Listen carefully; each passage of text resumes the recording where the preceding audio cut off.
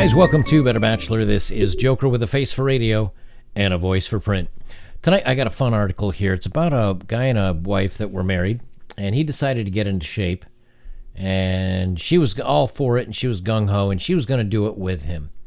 I won't ruin the plot here. Now, I could just as easily find a story where the roles were reversed, but that's not the point. That's not what we do here. I like to make fun of certain situations, and that's what we're going to do. So let's jump right into it. From Yahoo News, my husband turned his life around. I wasn't prepared for how much I'd resent it. And again, I could reverse this and have my wife like totally turned into a supermodel overnight, and I'm still miserable and fat and slodgy, and I don't like it. But again, that's not what I do here. So let's read. She says, I don't want to walk into my 40s with a paunch. I wanted to look good in my clothes. I don't want to wade into the pool at the community center with my love handles, declared my husband one morning. That extra bit of body peeking over the waistband of his swim shorts, I didn't say it aloud, but I thought at the time he was being vain. My husband had been grumbling about losing weight for some time now. I understood. I could stand to make a few lifestyle changes myself, i.e. losing some weight. But I'd fallen into a pattern of excuses. If he wanted to commit to his health, I was with him 100%, but while I was prepared to see my husband attempt to turn his life around, what I wasn't prepared for was how I'd feel when he actually achieved what he set out to do. And you notice, again, she was all with it, and she should do some lifestyle changes, and I could modify myself. I could improve myself as well. Maybe I should do that also, and let's see what happens. But it doesn't sound like she was too thrilled about it. This says, my husband on a recent vacation, this is what I had to deal with. He's got a little bit of tricep action there. Biceps aren't huge, no lats. Could work on his pecs a little bit, but he's not overweight, that's for sure. And he's got a little salt and pepper, so considering his age, looks pretty good, I'd say. It was unsettling to see my husband suddenly doing better than I was. Personally and professionally. He was coming into his own in his 30s. Meanwhile, after a successful and ambitious youth, I was plateauing. They call that the wall, and you got to go to the gym to at least have a little bit of chance of climbing the wall. You can never go past the wall, but you can push it back a little ways if you take care of yourself. This guy's in his 30s, and he's got a little salt and pepper action. For his 30s, I think he could do a little better. I can't pick on him too much because Joker's been enjoying himself some ice cream and cookies himself. But we started dating almost 2 decades ago. We shared a love of binging Netflix, watching cricket matches for hours, sleeping in mornings, and enjoying food. As in sync as we seemed, we were also very different. It's one reason we fell in love. Back then, he was reserved. I was loquacious. He thought things through. I charged head first. He was always self-analyzing. I had supreme confidence. We brought out the best in each other. Let's slow down a moment. He was reserved. Okay, I would say that's a little bit better than jumping in headlong in anything. He thought things through. I charged in head first. Again, I think now, you might disagree, maybe, but usually planning things out and having a game plan works out better. He was always self-analyzing. That's what guys do. We think through things. How can I do better? How can I improve this? What did I do wrong? I have supreme confidence. It sounds like a lot of situations we talk about when it comes to women.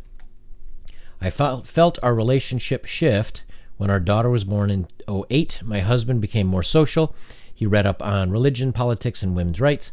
He experimented with new recipes. I learned to ski and struck up an interest in stand-up comedy.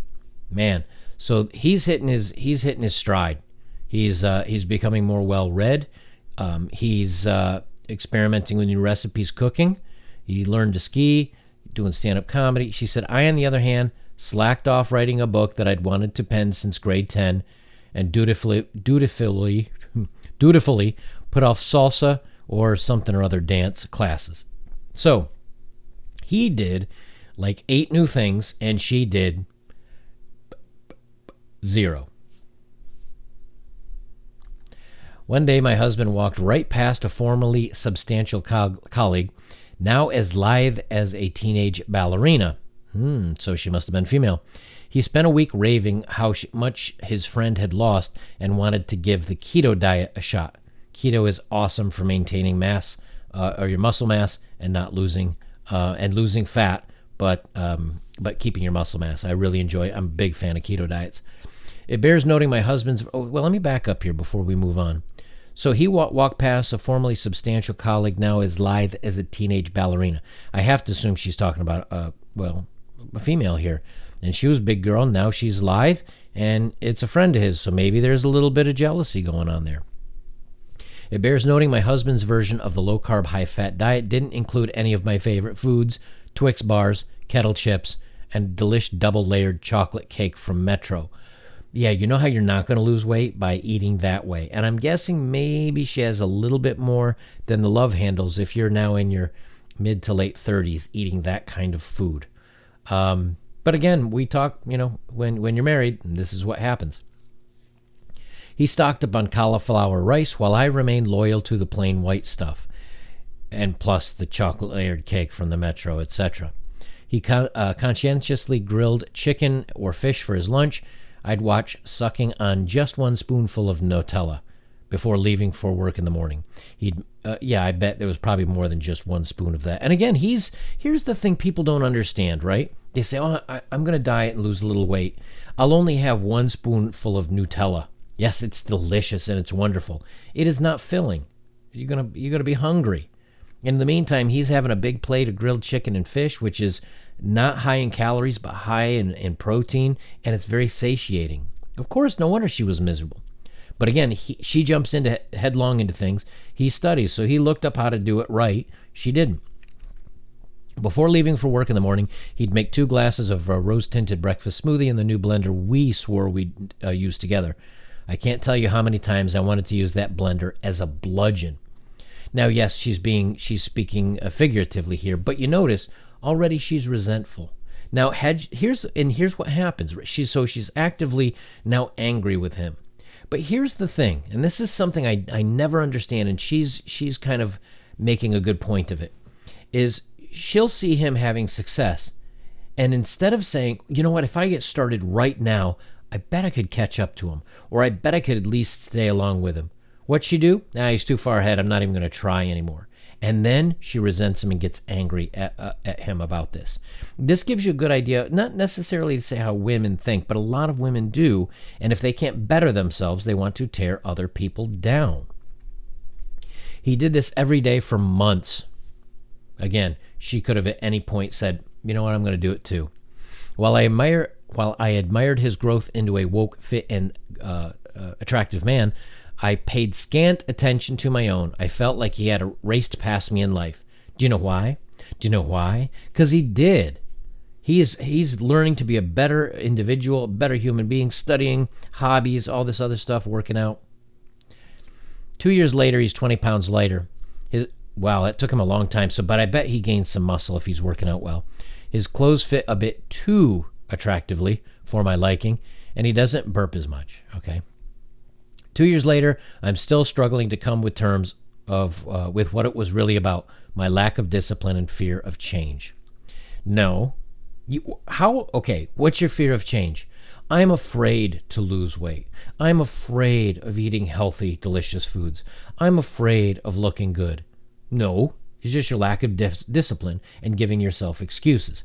And again, now she feels bad. Now she's upset with him because he bettered himself. My initial reaction to my husband's changes was indignation. I may have snapped, "Don't you like me just the way I am?" at my bewildered husband on more than one occasion. He had reason to be confused. He'd never asked me to change. I fumed he couldn't see that the healthier he pushed himself to be, the more my own self-doubts came into focus. I was projecting my insecurities onto him, but this self-realization hadn't yet dawned on me. For example, if there's one thing I've lived for, it's cuddle time. We've long savored those 20 minutes before our daughter launches herself onto our bed every morning, wiggling in between us and declaring her presence in our lives. In my resentment, I felt that he had taken that special time away from me. You'd find him at the gym every morning, sometimes even on weekends instead. I've done my I've done my bit to sabotage his routine. Faked illness, the blues, and even the runs to get him to skip. He fell for it once, but quickly wised up to my sulking, fake tears, and occasional threats of divorce. Let's read that little bit again. He's bettering himself. He's improving himself. Does she want to come along with him on the journey? No. Is she just okay? I mean, they are married. He's not going anywhere. Is she just okay with him bettering himself? No. She tries to make it fail at every step. And again, this is important. He quickly wised up to my sulking, my fake tears, and my occasional threats of divorce. How about holding that over someone's head because they're improving themselves? How awful a person does this make her look like, that because he's getting better than you're going to threaten him with divorce? And what, taking money and the kids away from him as well, just because he wants to better himself? See, this is one of the reasons why so many times guys say, you know what, I'm not interested in marriage. I'm not interested in long term. I'm not interested in that's going to weigh me down and be an anchor. Because here, she's literally threatening to ruin a big portion of his life and the family just because she can't accept that he's bettering himself. It says, we can work out together, my husband reminded me one day. Something clicked. He was, of course, right. As I marvel at my husband's discipline and focus, I increasingly recognize that I'm an individual apart from him. It's important to have a marriage that challenges you to best yourself, and challenge me is exactly what my husband did, though unwittingly. I'm working on letting go of my resentment before it turns into full-blown animus towards a sweet man who is just trying to look good in board shorts. These days, I'm trying to meet my husband halfway. My meals have become healthier. I lug myself to the gym at least thrice a week and still binge watch and blah, blah, blah. I've switched to egg whites, which you're losing the healthiest part of an egg, and cholesterol is not a thing. And there's no sugar in my coffee or tea. I still refuse to ski, and it feels good. See, so basically this is just, it goes on a little bit further, but, it just goes to show you again that the male logic, this is a big difference, and I've actually thought about doing a video on this about how men think with logic, women think with emotion. And emotion's good for deciding to do something. Emotion's great for, oh, you know what, I love the sunset at beach.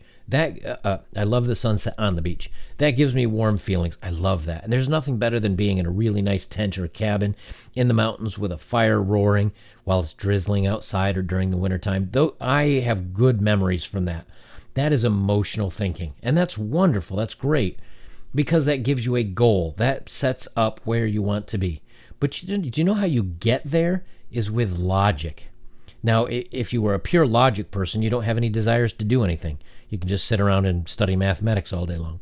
So you need a balance of both. But men are like 10% emotional and 90% logic. And you know where guys get screwed up in relationships and where we get all messed up in our heads and when we become emotional and unstable and unhappy and weird is when we start falling in love and then things go wrong in the relationship and we're still in love and it's not working out, and then we become really emotional. And that's when we're not anywhere near our best, because then we're being, like women.